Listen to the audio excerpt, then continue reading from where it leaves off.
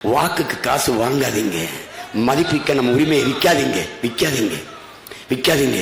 இலவசம் தராம எப்படி சீமான்? நான் தருவேன், உன் மகன் தருவேன், நல்ல கல்வி தருவேன், நல்ல தடையற்ற மின்சாரம் தருவேன், உனக்கு நல்ல பாதை போட்டு தருவேன், நல்ல மருத்துவம் தருவேன், நல்ல குடிநீர் தருவேன். அப்ப எப்படி இலவசம் என்ற சொல் இல்லாத ஒழிப்போம். அப்ப என்ன செய்வார்? இலவசம் பெற வேண்டிய ஏழ்மை வறுமை நிலையில் இல்லாது என் மக்களின் வாழ்க்கை தரத்தை உயர்த்துவோம். அதான் வளர்ச்சி. இலவச அரிசி இல்லடா, 200 ரூபாய் ஒரு கிலோ அரிசினாலும் வாங்கி சாப்பிடுற வருவாய் பெருக்கத்தை என் மக்களுக்கு கொடுப்போம். அந்த வசதியான வாழ்க்கை தரத்தை உயர்த்துவோம். எப்படி? எல்லாருக்கும் வேலை, படிச்சவன் படிக்காத அனைவருக்கும் அரசு வேலை. உன் வாழ்விடத்தில் இங்க இருந்து 10 கிலோமீட்டர் 1/2 கிலோமீட்டர் போனீங்கன்னா மாட்டு பண்ணை, ஆட்டு பண்ணை, விவசாய பண்ணை, கூட்டு பண்ணைகள் வேலை, நிலமும் வளமும் சார்ந்த தொழிற்சாலை வேலை வாய்ப்பு.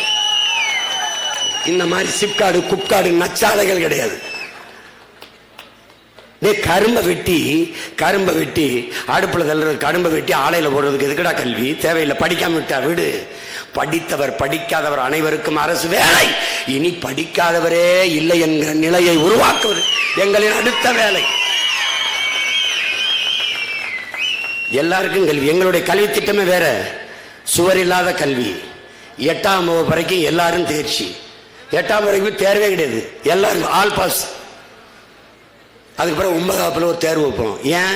10ஆப்புல பொது தேர்வுன்னு ஒன்று இருக்கு சாமி.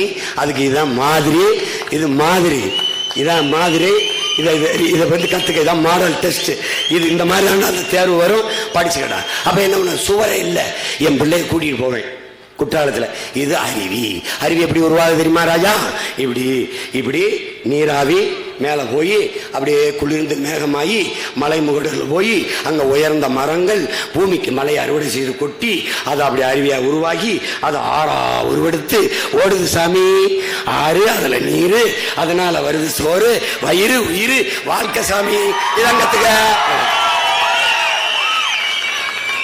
இங்க பாரு ஐயா, இங்க பாரு, இது துளசி செடி. இதை சுற்றி வருவது பத்திக்கு இல்ல ராஜா, புத்திக்கு. 24 மணி நேரத்தில் 20 மணி நேரம் ஆக்சிஜனை மூச்சு காற்றை வெளியிடுது, 4 மணி நேரம் ஓசோன் காற்றை வெளியிடுது. அந்த வளிமண்டலம் இருக்கிற வளிமண்டலம் அதை தாங்கி பிடிக்கிறதுக்கு இந்த ஓசோன் காற்று. கடலுக்குள்ள இருக்கிற நீல பச்சை பாசிகளும் இந்த துளசி போன்ற செடிகளும் வெளியிடுகிற ஓசோன் காற்றுகள் தான் அந்த வளிமண்டலத்தை பாதுகாப்பா வச்சுக்கிறது. சூரியனில் இருந்து வருகிற கதிர்வீச்சை அதான் தாங்கி பிடித்து வெப்பத்தை குறைக்குது.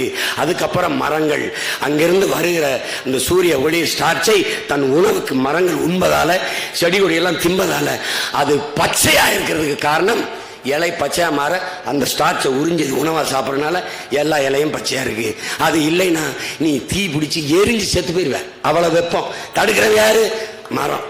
எப்படி மரம்? உனக்கு வெயில் அடிச்சான பண்ற, கொடை பிடிக்கிற. புவி வெப்பமாயிடுச்சுங்கிற, அதுக்கு என்னடா பண்றது? அதுக்கு ஒரு கொடையை பிடிக்கணும்டா. அது கொடைக்கு எங்க வருது? ஒரு மரத்தை நட்டு வளர்க்கணும்டா. இப்படித்தான்டா ஐயா, இப்படித்தான். சீமா எப்படி பண்ணுவாங்க தெரியுமா? பச்சை புரட்சி எப்படி பண்ணுவேன்? பல ஆண்டு பல கோடி பனை திட்டம், 10 ஆண்டு பசுமை திட்டத்தை போடுவேன். ஒரு 10 மரக்கண்ணை நட்டு என் பிள்ளை மாணவன் காட்டிட்டான்னா பிராக்டிக்கல் மதிப்பு 10 அவனுக்கு.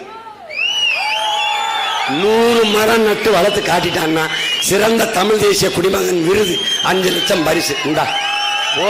மக்கள் இயக்கமா மாத்தி என் தாயை பச்சை போர்வையால் 5 ஆண்டுகளில் போர்த்திடுவேன். எங்க பார்த்தாலும் பச்சையா இருக்கு. நீ சாதிச்சு காட்டுறனா இல்லையான்னு பாரு.